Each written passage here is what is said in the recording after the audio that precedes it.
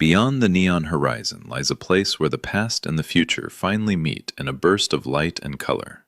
Join our journey into the unknown as we explore the stories of those who dared to cross the line. Click subscribe now and follow us toward the next big revelation.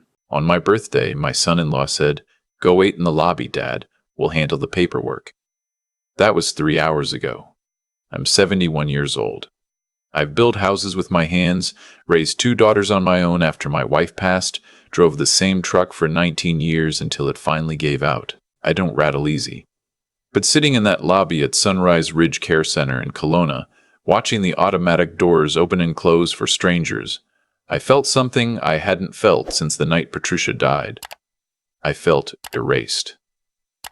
They'd taken my wallet, my phone, my winter coat. My daughter Renee had smiled when she lifted the coat off my shoulders. "It'll be warm inside, Dad. You won't need it." She smelled like the perfume I'd bought her for Christmas. I remember thinking, what a strange detail to notice. What they didn't know was that I hadn't taken the pill that morning, for the first time in 7 months. Drop a comment. Where are you watching from? Have you ever had a moment where you trusted someone completely and then suddenly everything you trusted collapsed at once? I want to hear from you. This story contains dramatized elements, but the lessons are real. Let me tell you what happened. It started the way these things always do, quietly, with kindness. My younger daughter Renee had moved back to Kelowna from Vancouver 18 months earlier. Her husband, whom I'll call my son-in-law, had taken a remote job. They needed space, they said, and my house on Lakeshore Road had 3 empty bedrooms since Audrey moved to Ottawa. So I said yes. Of course I said yes. Renee was my daughter. You don't say no to family. The first 2 months were good. We ate dinner together. My son-in-law fixed the Avastros without being asked. Renee planted tomatoes in the side garden, the way her mother used to. I thought, this is what I was missing. Company. Warmth. A house that felt like something again. Then in the spring, I started forgetting things. Small things at first. I left the kettle boiling twice. I showed up at my buddy Norm's place on a Thursday thinking it was Saturday. I called Audrey by Renee's name once, and I saw her face change in a way I didn't like. Not hurt, exactly. More like filing something away. Renee took me to a doctor. Not my regular doctor, Dr. Whitfield, who I'd seen for 16 years. This was someone new. A specialist, she said. Dr. Crane, neurology, out in West Kelowna. The appointment was quick.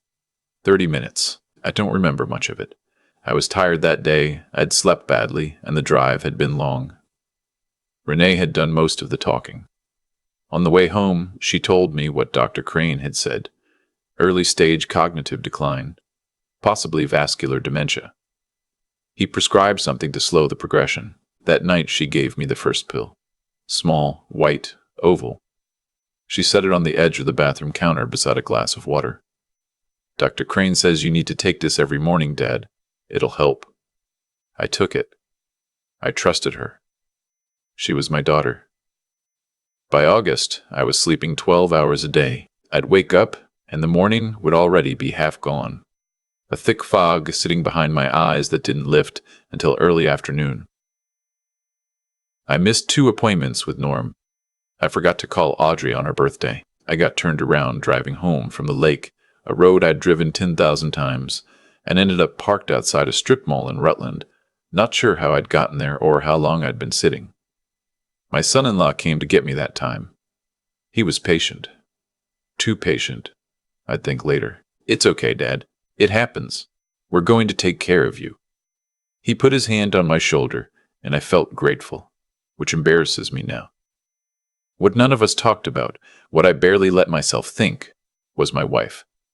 Patricia had died of a stroke 7 years before. Sudden, no warning. One evening she was washing dishes, and the next morning she was gone. The doctors called it a massive cerebrovascular event. I'd been standing right there when it happened. I thought about her more as the fog thickened. Thought about the last year of her life, how Renee had started coming around more, cooking for us, bringing things, how she and Patricia had spent a lot of time together that final year, how I'd been grateful for that too. I pushed the thought away. What kind of man thinks that about his own daughter? Then came November, and the day Renee told me about the trip. Quebec City, she said. Christmas markets.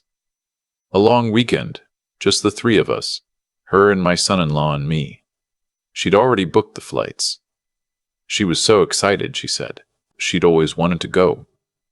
And I was touched. I genuinely was. I hadn't traveled since Patricia died. I said yes before she'd even finished the sentence. We drove to Kelowna Airport on a Friday morning. Cold, clear, one of those December days where the whole Okanagan Valley looks like it's been pressed flat under blue glass. My son-in-law carried the bags.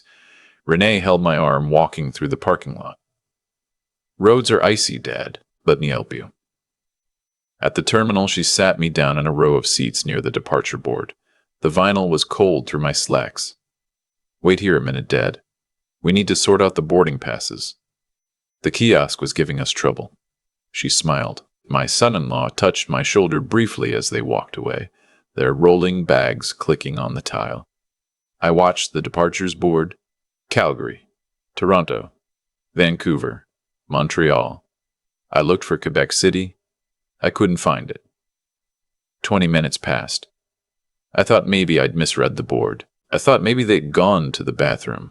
I thought a lot of things, the way you do when you're starting to understand something and you don't want to understand it yet. 30 minutes. My hands were in my lap. I reached into my jacket pocket and felt the small Ziploc bag I'd put there that morning. The pill I hadn't taken. I'd been awake since 4 a.m., lying in the dark listening to the house. And something had made me decide. I don't know how to explain it exactly. Call it a voice. Call it Patricia. I just hadn't taken it. I'd slipped it into the bag and put it in my pocket and gone downstairs and eaten toast and said nothing.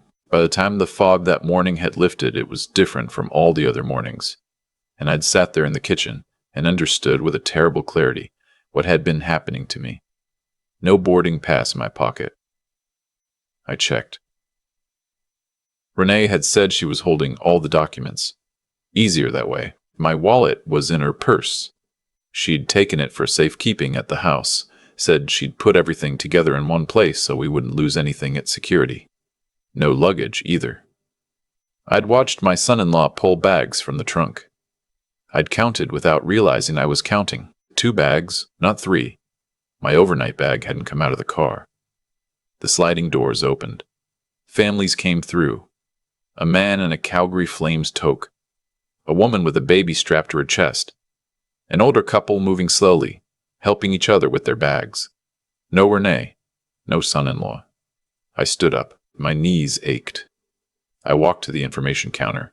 The woman behind the desk had short red hair and a kind face. Her name tag said Fiona. When I asked if she could check whether Renee Calloway had checked in for a flight, her expression shifted, professionally careful, the way people look when they're deciding how worried to be. She checked. Then, she checked again. 2 passengers had checked in for flight AC-8771 to Montreal with a connection to Quebec City. Renee Calloway and her husband. No 3rd passenger. The flight had already moved to final boarding.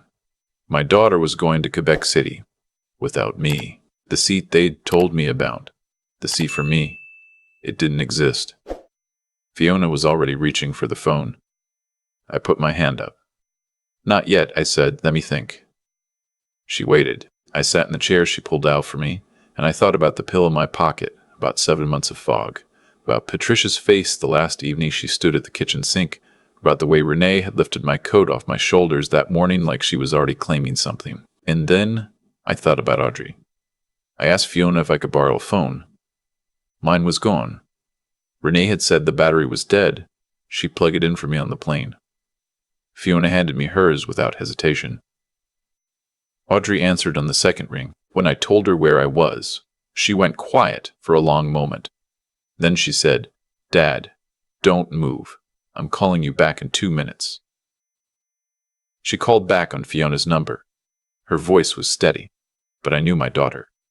She was scared. "There's something I need to tell you," she said. "About 6 weeks ago, Renee called me. She said you'd been getting worse. She said you'd started having episodes, that you'd accused her of stealing from you, that Dr. Crane thought you might need supervised care. She asked me if I'd agree to. She stopped. She asked if I'd agree to a power of attorney arrangement. Temporary, she said. Just until you stabilized. My chest went cold. I told her I'd think about it, Audrey said. But something felt wrong. The way she was talking about you. It didn't sound like you. I didn't sign anything. I should have called you. I'm sorry, Dad. I should have called. I told her about the pill. About the morning. About the 2 bags and the boarding passes that didn't include me. Silence. Then, I'm booking a flight right now. You stay with whoever's with you. Don't go anywhere alone. Fiona had called airport security while I was on the phone. A man named Officer Tran arrived, calm, unhurried, the kind of man who's seen most things. He sat across from me and listened to all of it when I took the pill out of the Ziploc bag and set it on the table between us. He looked at it for a moment and then nodded, like I'd just confirmed something he'd suspected. They called a paramedic. A young woman named Daphne, who couldn't have been older than 25. She checked my blood pressure and my pulse and asked careful questions. When she asked how long I'd been taking the medication, I said 7 months, and she and Officer Tran exchanged a look that I still think about. Daphne took the pill for testing. She drew blood. If there's a sedative in your system, she said, we'll find it within 48 hours. Officer Tran made calls. By early afternoon, 2 things had happened. First, Renee had contacted RCMP in Kelowna and filed a report saying her elderly father with cognitive decline had wandered away from the airport. She was, apparently, worried sick. Second, the results of a preliminary screen in the pill had come back. It wasn't a dementia medication. Daphne showed me the name. I won't try to spell it out exactly, but she explained it clearly. It was a sedative, a strong one, the kind used for anxiety and sleep at doses well above therapeutic range. You don't have dementia, Daphne said. I sat with that for a moment. 7 months. 7 months of fog and confusion and getting lost on roads I knew and forgetting my older daughter's birthday and feeling like I was disappearing. And it was a pill. A pill my daughter had placed in my hand every morning. I didn't cry. I've only cried twice as an adult, when my father died and when Patricia died. But I sat in that small airport security office in Kelowna and felt something move through me that I don't have a clean word for. It wasn't quite rage, it was closer to grief. Audrey arrived that evening. She'd taken the first flight out of Ottawa, connecting through Toronto. She walked through the doors in her work coat, still pulling her carry-on, and when she saw me, she made a sound I'd never heard from her before. She dropped the handle of the suitcase and hugged me, and didn't say anything for a long time.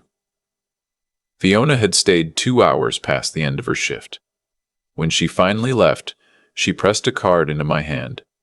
Her sister-in-law, she said, was a lawyer in Vernon who specialized in elder law. Call her Monday morning. Tell her I sent you. We stayed that night at a hotel near the airport. Audrey sat across from me at the small table by the window, and I told her everything, not the condensed version, the whole thing. The months, the fog, the appointments I didn't remember, the trip I'd been excited about that apparently didn't include a seat for me. She listened without interrupting. When I finished, she said, Dad, I need to ask you something. What happened to Mum's things? Her jewelry, the china she kept in the cabinet, the insurance policy. Did you ever talk to Renee about any of that?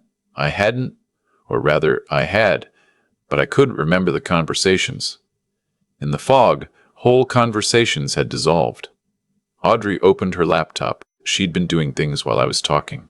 I could see it in her face, the tight focus. She'd called a financial advisor friend. She'd looked things up.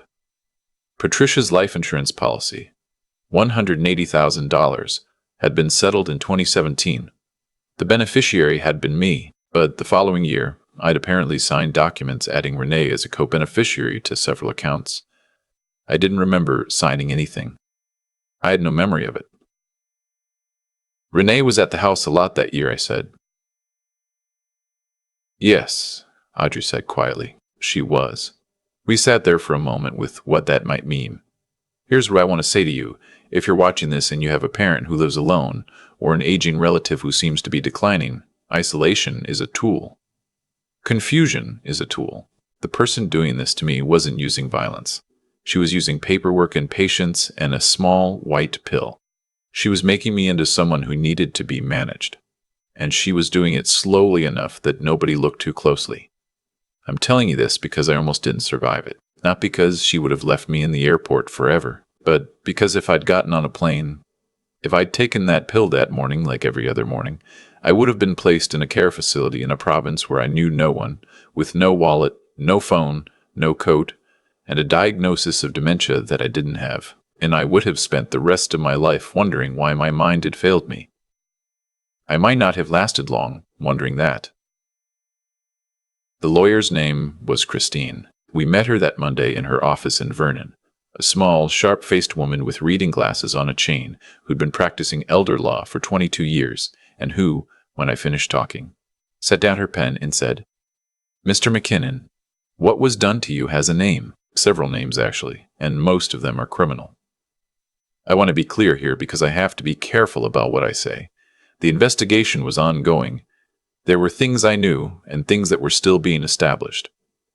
But Christine laid out what the evidence showed. The medication wasn't prescribed by any neurologist named Dr. Crane, currently registered with the BC College of Physicians. We checked. There was no Dr. Crane.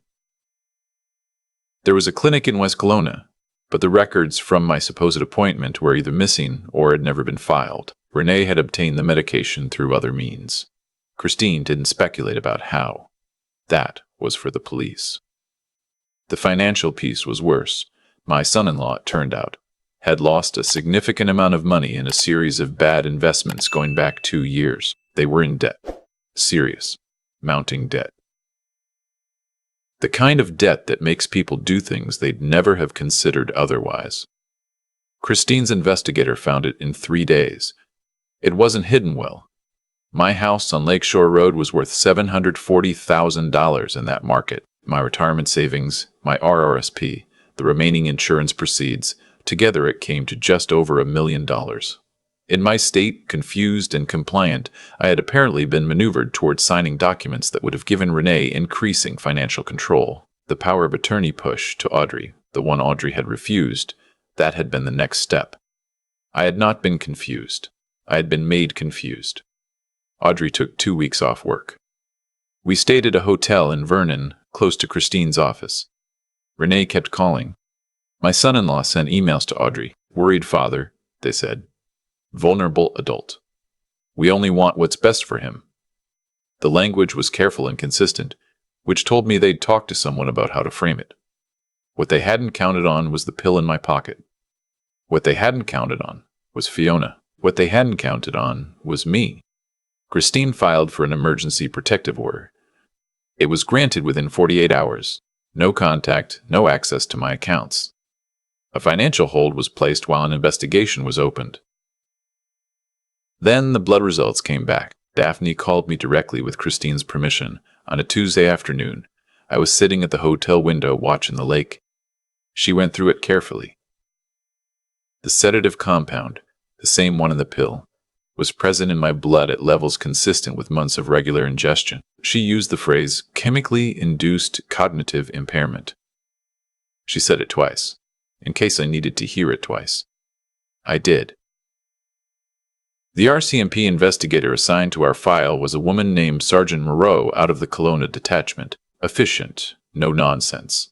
The kind of person who asks one question at a time and listens to the full answer before asking the next one. She interviewed me twice.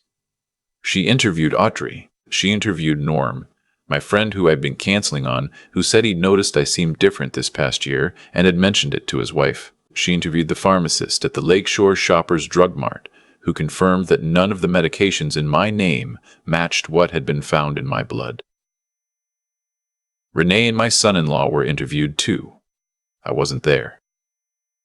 I don't know exactly what they said. But I know that the story shifted from worried about Dad's decline to we were just trying to help to something that started sounding, Christine told me, like my son-in-law was beginning to point fingers. Audrey asked me once, in those first weeks, if I'd seen it coming, any of it, if there'd been a moment where I'd felt something was wrong and looked away from it. I thought about that for a long time before I answered. I thought about the year Patricia died, and how Renee had come around so much in the months before, how she'd asked questions about the will, how Patricia had said once, almost in passing, that she thought Renee had changed since marrying him. I'd told Patricia she was tired, she was unwell, she was reading things into nothing. Patricia had not been reading things into nothing. I'll tell you something that took me a long time to admit. Part of me had been grateful for Renee's attention during those months I was foggy. Part of me had been relieved that someone was managing things. I felt like a burden. To Audrey in Ottawa, to Norm and his wife, to anyone who had to repeat things for me or drive me somewhere. The fog had made me small. And Renee had kept telling me she was there. She was helping. She had it handled. That gratitude is what makes this kind of thing work. It depends on gratitude. It depends on not wanting to be difficult. The case moved through the system over the next months. I won't walk through every detail. Some of it is still before the courts, and Christine has been clear about what I can and can't say publicly. What I can tell you is this. The charges were serious. The process was slow. The evidence was, in the end, more than enough. Audrey went back to Ottawa in January, but she called every night. We talked about everything. About her mother, about the years when we were young and life was simple. About the things I'd missed while I was foggy. She said she'd noticed changes in me over the summer, but hadn't pushed, hadn't wanted to imply she didn't trust Renee, had told herself it was grief and aging and normal decline. I should have come sooner, she said. You came when I needed you, I said. I moved back into the house on Lakeshore Road in February after the protective order was in place and Renee and my son-in-law had vacated. Christine had advised me to have someone with me for the first few nights. Norm and his wife, Pat, offered without being asked. Pat made soup and didn't make a fuss about it. I was grateful in a cleaner way this time. The house smelled like their shampoo, like someone else's life. I walked through each room slowly, checking what was still there and what wasn't. Most things were there. The china cabinet was intact. Patricia's things were still in the closet where I had kept them. I hadn't been able to move them and I wasn't ready to yet. The photo albums on the shelf in the study, her recipe cards in the kitchen drawer, handwritten, the corners going soft. I sat at the kitchen table that first night and I didn't feel triumphant. I want to be honest about that. I felt tired. I felt sad. I felt the particular sadness of being 71 and having learned something about human nature that you can't unlearn. But I also felt clear. I felt like myself. In April, I saw Dr. Whitfield, my actual doctor, for a full assessment. He sat across from me and went through everything methodically. Memory tests, physical examination, blood work, the works. When he was done, he looked at me over his glasses and said, Gerald, based on everything I'm seeing, you don't have dementia. Your cognition is age-appropriate and improving. What you experienced was the result of prolonged medication misuse. He was angry. Not at me. I could see it in the set of his mouth. He filed his own report with the college and with the investigation. I told him about the pill I'd kept, the one in the Ziploc bag that morning in December. He nodded slowly. That decision probably changed the trajectory of your life, he said. I thought about why I'd made it. I still think about it. I don't have a clean answer. Some part of me, even through the fog, had been keeping score. Had noticed the dates on the calendar that didn't match the ones Renee mentioned. Had noticed the way conversations ended when I walked into a room. Had noticed that I was always given the pill directly, never just pointed toward the organizer. You put this in your mouth, Dad. I watch. Good. Some part of me had been paying attention even when I couldn't access it, even when the fog was thickest. I want to talk about Audrey for a moment. She's 53 years old. She works for a federal department in Ottawa, something to do with infrastructure and policy. She's precise, practical, not particularly sentimental. When she was 12, she negotiated a higher allowance by presenting me with a written proposal, itemized. Patricia thought it was hilarious. I thought it was the best thing I'd ever seen. After all of this, Audrey did something I didn't expect. She started a private Facebook group for adult children of seniors in BC. Just a small thing at first. A place to share resources, talk through concerns, ask questions about medical and legal rights. By June, it had nearly 400 members. By September, 1,000.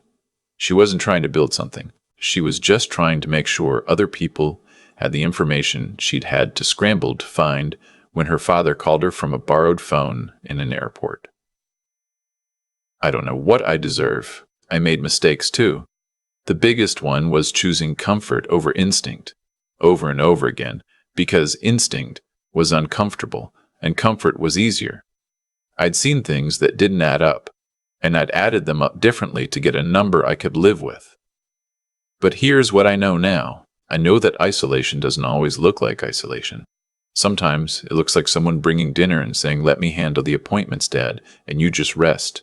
I know that confusion can be manufactured. I know that the people most likely to exploit an elderly person are the people closest to them, because closeness is the access point. I know that the people doing it often believe at some level that they deserve what they're taking, that they've been waiting for it, that the alternative is worse for everyone. I know that none of that makes it less of a crime. I moved out of Kelowna in the fall, not far.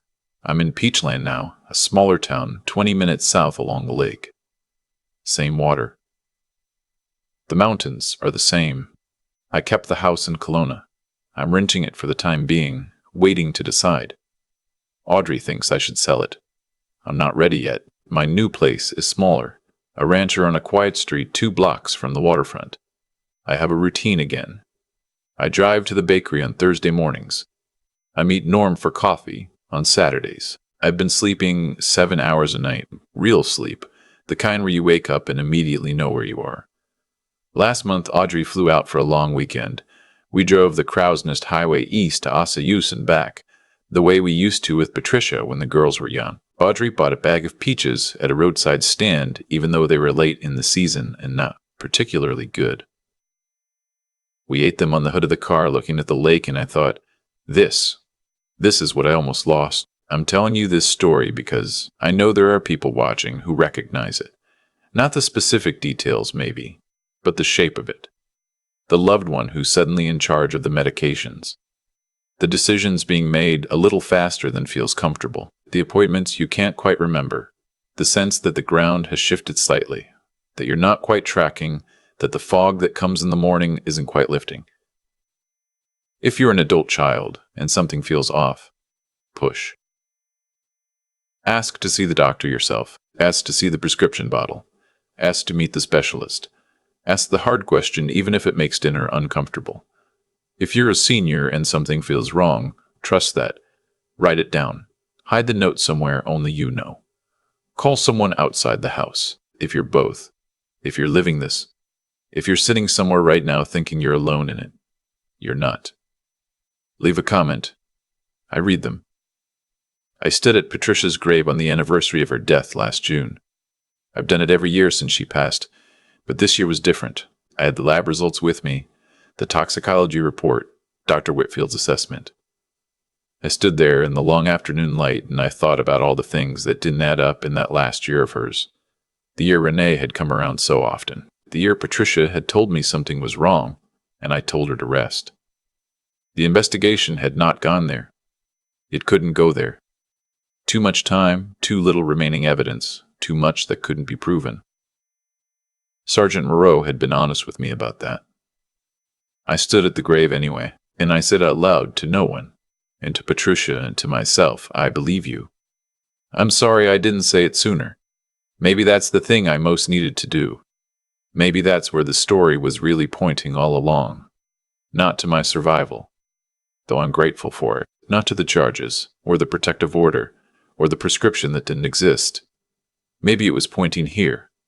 To a cold morning in June in a small cemetery in Kelowna, A man standing with his hands in his pockets and the mountains at his back, saying to his wife, "You were right.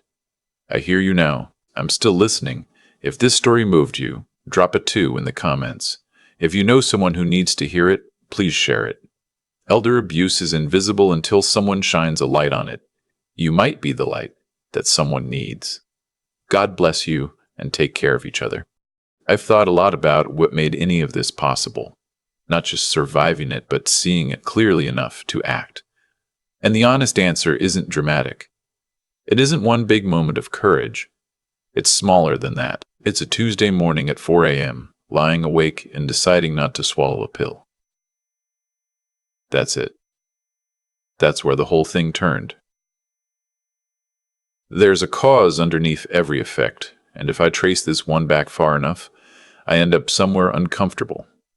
I trusted easily because I wanted to. I looked away from the things that didn't add up, because adding them up correctly would have cost me something. The version of my family I needed to believe in, the version of myself that wasn't a burden, the version of my life where the people I loved were who I thought they were. I chose comfort over instinct again and again, and that choice had a cost. I'm not saying I deserved what happened. I'm saying the path was paved with decisions I made, and I have to own that if I want to learn anything from it, that's what I'd call the moral piece of this. Not guilt, not blame, just honest accounting. What did I do and what did it lead to? Because the moment I stopped asking that question, I stopped being able to protect myself. The intelligence piece is different. Intelligence here doesn't mean being clever or educated. It means paying attention to what's actually in front of you rather than what you want to see. My body was telling me something was wrong every single morning. The fog. The exhaustion. The way my thoughts slipped sideways when I tried to hold them. I explained it away because Renee had an explanation ready, and her explanation was easier than mine. Real intelligence, I think, is the willingness to sit with the harder explanation when the evidence points there. I wasn't willing to do that. Not until something in me, some quiet stubbornness I can't fully account for, made me hold that pill in my hand instead of swallowing it. And then there's the matter of holding on, of not giving up on yourself, even when you've been made to feel like there's nothing left worth holding on to. Audrey coming through those airport doors. Fiona staying 2 hours past her shift. Norm, who'd noticed something was off and hadn't known how to say it but had remembered, had been ready to say it when someone finally asked. Those people didn't rescue me. I had to be willing to be found. I had to make the call. I had to put the pill in the bag. I had to stay present enough in the fog to count 2 bags instead of 3. Gerald, the man I was before any of this, would have said he wasn't the kind of person things like this happened to. He built his own houses. He raised 2 daughters. He drove the same truck for 19 years. He didn't need managing. That man was wrong about what vulnerability looks like. It doesn't announce itself. It comes in quietly, wearing the face of someone who loves you, carrying a glass of water and a small white pill. If you take anything from this, take that, not fear. I'm not asking you to be afraid of the people who care for you, but stay curious. Stay present. Keep one eye on the small things that don't add up, because small things are where the truth lives before it gets large enough to see. I'm still here. I'm still paying attention. And that, after everything, feels like enough.